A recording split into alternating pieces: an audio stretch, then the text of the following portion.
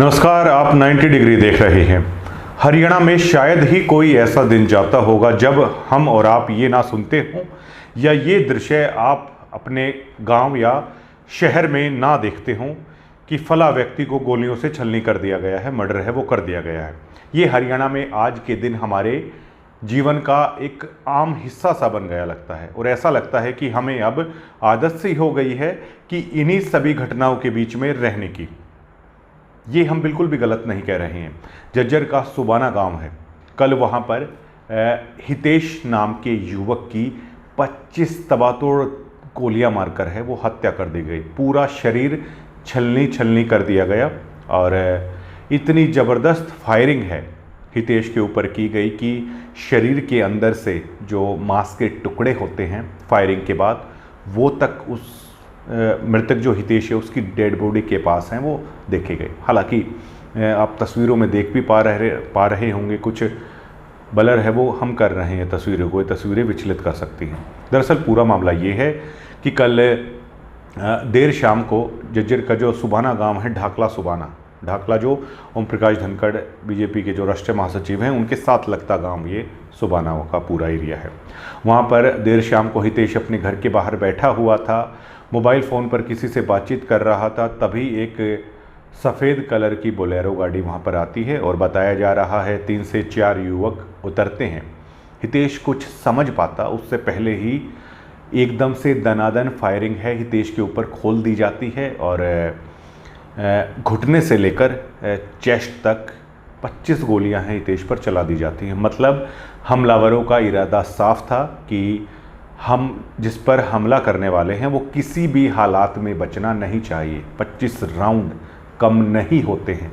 और पहले अक्सर ऐसा सुना जाता था कि किसी के गांव के अंदर जाकर अगर हमला करना होता है तो कोई भी बड़े से बड़ा गैंगस्टर हो, एक तरीके से उनमें भी इस बात का भय रहता है। गांव को राम कहा जाता है कि गांव से निकलना फिर आसान नहीं होता।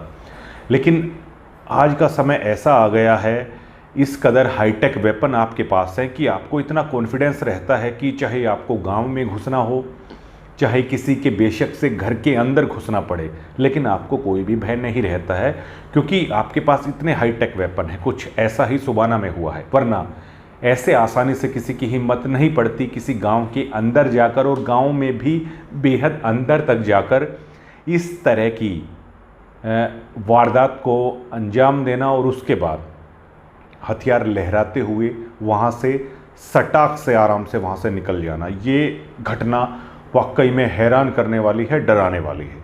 और ये इस तरह की पहली घटना नहीं है। कुछ समय पहले डीगल में भी ऐसा ही हुआ था, हालांकि वो भी आपसी रंजिश का ही मामला था, लेकिन यहाँ भी ये मामला कुछ आपसी रंजिश का है। कहा जा रहा है कि एक आरोपी जिसके ऊपर आरोप है फायरिंग का, उसकी पहचान हो गई है। पास में ही गिरधरपुर गांव का एक युवक बताया जा रहा है।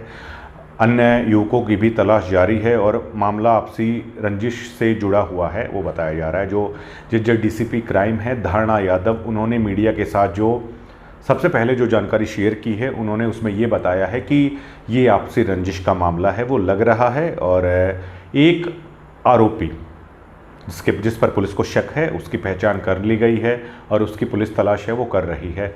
और पुलिस भी बेहद शॉक्ड है। लगातार इस तरह की घटनाएं हैं, वो क्या हरियाणा क्या जज्जर जिला कोई भी इससे अछूता नहीं है। लेकिन सबसे बड़ा सवाल ये खड़ा होता है कि क्या आज के दिन टोटली तरीके से पुलिस की इंटेलिजेंस क्या फेलियर हो चली है। चलिए, कई बार हम ये सोच लेते हैं कि ये आपसे रंजिश का मामला है, इससे हमें क्या लेना देना, लेकिन पॉइंट ऑफ व्यू आपसे रंजिश का नहीं है।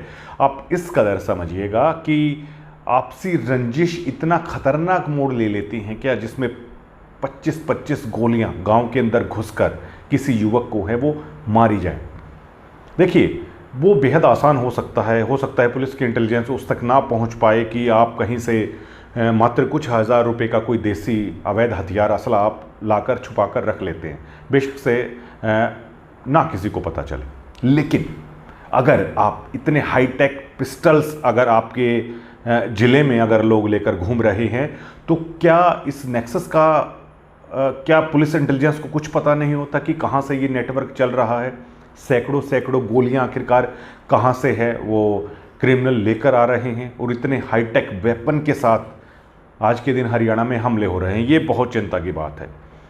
इसके लिए बाकायदा पुलिस को बहुत कोशिश करने की ज़रूरत है। जो ये हम लगातार झज्जर ज़िले में ख़ास तौर से हम ये देख रहे हैं, जहाँ भी हमला हो रहा है वो बेहद आधुनिक हथियारों के साथ हमले होते हैं, और जहाँ भी हमले हो रहे हैं वो 2, 4, 5 गोलियों से नहीं हो रहे हैं, बल्कि भून दिया जाता है, जिस पर भी हमला कर दिया जाता है ताकि बचने का कोई चांस ही ना रहे। ये सबसे बड़ी दिक्कत की बात है कि हाईटेक वेपन आखिरकार किस नेटवर्क से झज्जर ज़िले में आ रहे हैं, सैकड़ों गोलियां आखिर कौन प्रोवाइड है वो कर रहा है, ये सबसे मेन बात है। देखिए, सोसाइटी में हमेशा अपराध होते हैं, पहले भी होते रहे थे, आज भी होते हैं, और हो सकता है कि अपराध आगे भी हों, लेकिन जो उसकी मूल जड़ है जिससे लोगों में दहशत फैलती है, भय का माहौल फैलता है, वो उस पर काम करने की ज़रूरत है। उसमें दहशत और भय का माहौल ये है कि अगर 25 गोलियां की आवाज़ अगर कहीं पर धाएं धाएं तरीके से सुनाई दे, इसी तरह सुबाना गांव में बहुत दहशत का माहौल हो रखा है, हर कोई डर और भय के साए में जी रहा है। तो क्या ये पुलिस की ड्यूटी नहीं बनती कि जिले को भय मुक्त भी करे और उस नेक्सस, उस नेटवर्क तक पहुंचे कि इतने एडवांस हथियार आखिरकार हैं वो कहां से आ रहे हैं? इस पर पुलिस को बेहद काम करने की ज़रूरत है। और ये पूरी तरीके से झज्जर ज़िले में इसे आप इंटेलिजेंस फेलियर है वो कह सकते हैं। सबसे बड़ा सवाल खड़ा हो रहा है कि आखिर और कितने अपराधी झज्जर ज़िले के अंदर हैं जिनके पास सैकड़ों की संख्या में राउंड्स रखे हुए हैं, हाईटेक वेपन्स हैं वो रखे हुए हैं, और क्यों ना अब इस हरियाणा गवर्नमेंट को, पक्ष और विपक्ष को मिलकर अब समय आ गया है कि इस पर लगाम है वो लगाई जानी चाहिए। सिविल सोसाइटी की अवधारणा हरियाणा में अब ख़त्म होती नज़र आ रही है। हर व्यक्ति कहीं ना कहीं खुद को डरा, सहमा और भय में महसूस कर रहा है। उसे ऐसा लग रहा है कि कहीं उसके साथ तो ऐसा ना हो जाएगा। ऊपर से रंगदारी, फिरौती और धमकियां, ना जाने एक दिन में हरियाणा में कितनी सैकड़ों रिपोर्ट दर्ज की जाती हैं, और सैकड़ों ऐसे शायद मामले हैं जिसमें आदमी भय होकर रंगदारी दे देता है, फिरौती दे देता है, और शायद वो कानून की नज़रों में वो मामले ना भी आते हों। इसमें हरियाणा सरकार को अब कड़े कानून लगाने की भी ज़रूरत है, एक्स्ट्रा फोर्स खड़ी करने की भी ज़रूरत है, क्योंकि साधारण तरीके से जो पुलिस का सिस्टम चल रहा है, अब ऐसा नहीं लगता है कि ये इस तरह के हाईटेक गैंगस्टर, हाईटेक वेपन जो लेकर अपराध नया रूप बदल रहा है, इस पर काबू है वो पाया जा सकता है। ऐसा बिल्कुल भी है वो नज़र नहीं आ रहा है। इस मामले ने बेहद तूल पकड़ा हुआ है। गांव और आसपास के क्षेत्र में आक्रोश का माहौल भी है, और लगातार आरोपियों की गिरफ्तारी को लेकर मांग भी हो रही है। जाहिर तौर पर पुलिस लगी हुई है, और कई टीमें भी पुलिस की तरफ से गठित कर दी गई होंगी, जो झज्जर कमिश्नर है राष्ट्रीय, उनकी तरफ से भी। लेकिन सवाल अब भी वही खड़ा हो रहा है कि आखिर कब तक इस तरह की घटनाएं हैं वो देखने को हैं, वो मिलती रहेंगी, जो सुबाना गाँव में हुआ है। और बहुत डराने वाला, बहुत दहशत वाला ये पूरा मामला है।